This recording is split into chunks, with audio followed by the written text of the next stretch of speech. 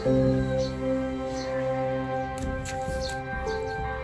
morning everyone, or magandang umaga na naman sa inyo lahat. So ngayon, nandito ako sa aking bonsai garden at ang i-share ko sa inyo is itong Podocarpus. So katatapos ko lang nito hindi kagad ako naka-video kanina kasi supposed to be hindi na sana ako gawa ng vlog ngayon. Pero naisipan ko sayang naman ng oras, tapos kahit huli na, natapos ko na ito, sinishare ko lang sa inyo. So itong Podocarpus na ito, linipat ko siya sa isang mayonnaise container. Then ito yung ginagamit ko na paso. Tapos nahirapan ako during the time na magripat. So ang ginawa ko is linipat ko dito sa mayonnaise container para hindi mahirap in case magripat. Tapos winire ko, so para sure na hindi tayo mahirapan, tinanggal ko lahat yung dahon kasi may mga root akong pinutol, so kailangan i-depulit. So ang Podocarpus, isa sa pinakamagandang gawing bonsai, kaya lang hinay ko siya magtubo. So ito ang naporma ko na with this cascade. Then nakita nyo kanina sa video, may nakita ko kasama niya dito doon isang Podocarpus din.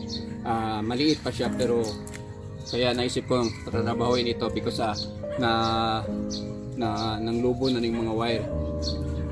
So tanggalan ko muna itong mga dahon lahat, i-depulit ko, tapos kita ko sa inyo yung wiring na nalubo na kailangan kong i-rewire na naman ulit. So nag-start ako dito by cutting seedlings. Then may isa pa dito na it is Picus nana. Ito yung Picus na linagay ko sa jar.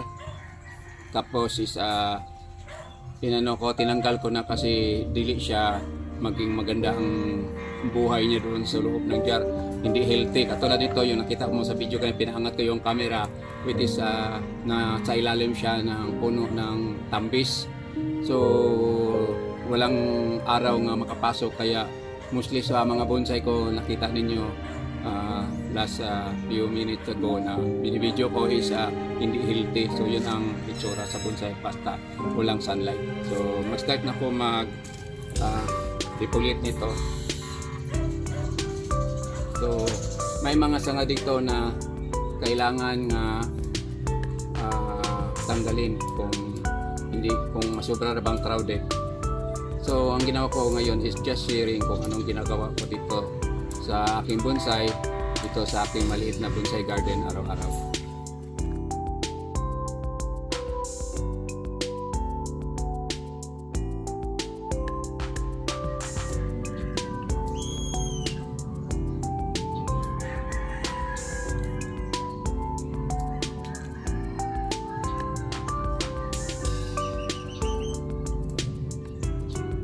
So malapit na ako matapos magtanggal ng dahon.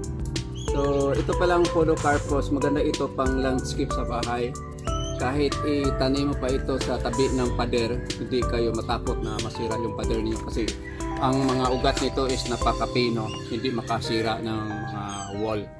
So makita nyo mostly tinanim ito sa landscape ng mga landscaper nasa tabi ng wall. So ngayon tanggalan ko na naman ito ng wire para i-rewire naman ulit. Kasi may mga wire nga ng lubon, may mga wire naman na hindi nilubon. So mahirap naman pag yung wire lang nalulubon tapos may dumadaan man sa hindi ng lubon. So tanggalin na lang lahat. So magtanggal na naman ako.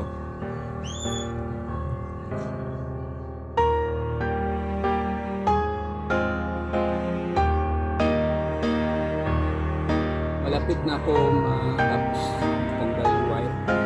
Tapos nito is tatanggalan ko na ng wire lahat. So mag-wire na naman ako balik. So ang design ko nito is cascade. So mahaba sana ito, kaya lang namatay yung tumoy. So it's 1 year old na siya. Then ganito pa rin kalaki hanggang ngayon. So we have ito, sanga. So naisip ko, ang front ko nito is ditong bandang front dito. Tapos may sanga dito. Kailangan kong alisin din. Tapos itong sanga na ito, i-bend ko siya ang ipapalit dyan ng panda. Then tapos itong sa likod, paliko pa na ako sa likod para makaber up dito sa likod. Then ito naman siya ipaganyan dito para ma-clear ang front view niya. So mag-wire na ako ulit. Siyempre pag mag-wire tayo, may naiwan namang wire dito sa posisyon ang unahin yung sa baba. Dito na lang ako mag-wire. Nandiyan, taas na sa'yo. So ang wire ko nga ginagamit is recycle.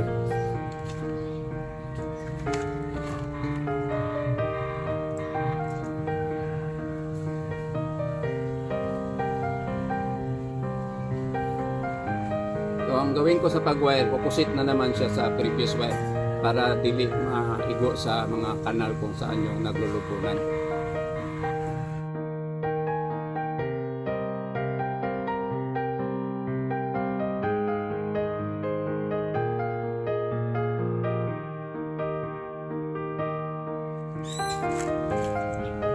So malapit na gagawin ko nito is instead na i-wire ko pa ito sa taas para musobrahan na kataas, so dito na lang putulin ako. So ito na ang tinatrabaho kong cascade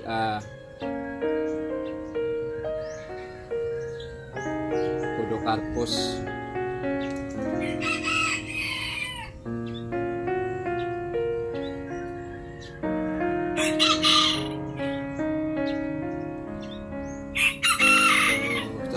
Maliit pa siya, ito lang muna. Then ang susunod ko ng trabaho ngayon dito is ito na namang aking Picos Nana. So ito ang aking buhay araw-araw, magtatrabaho ng mga bonsai materials. So ang gagawin ko muna dito is i-depulit ko para makikita ko kung alin sanga ang tatanggalin. So depulit na naman tayo dito. Kasi malaki na ang dahon, kailangan na itong i-depulit.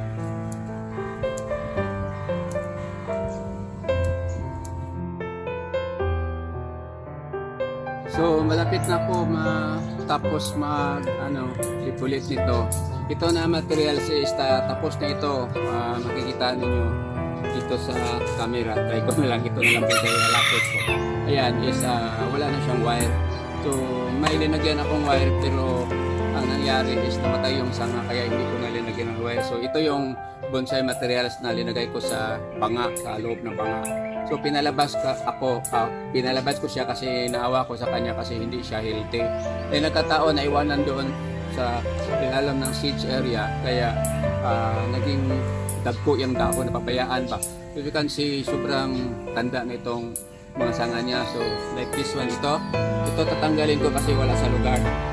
Yan. Then ang gagawin ko dito is ibalik lang siya sa dati niyang forma. Makikita naman dito yung mga linghod ng mga sanga hanggang lagyan ng space, iangat lang kaunti, doon putulin para maging forma na naman siya sa shape niya. So mapapansin ninyo is tagas ni wangkig na. So simulan na tayo mag-alot. Magputol para ng sanga. Yan. Dahil hanggang paangat na ito. So this is just sharing lang.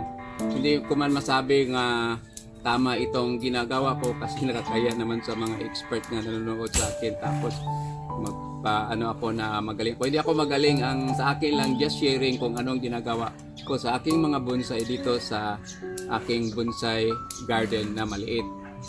So yun na lapit na ako matapos. So every day gumagawa ako ng mga bonsai materials ko dito. So yun ang itsura niya with my Picos Nana na maliit. So kung ano pa lang ito, Argao Taiwan or Tugas Bato, maging maganda sana. Kaya lang Picos Nana. Hindi masyadong mapaliit natin yung mga dahon. So ganito na lang. So at least may maliit akong Picos Nana na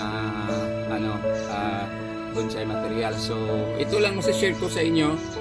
This 3 bonsai materials here, which is dalawang podocarpus tapos isang paikos nana. So again, maraming salamat sa panonood.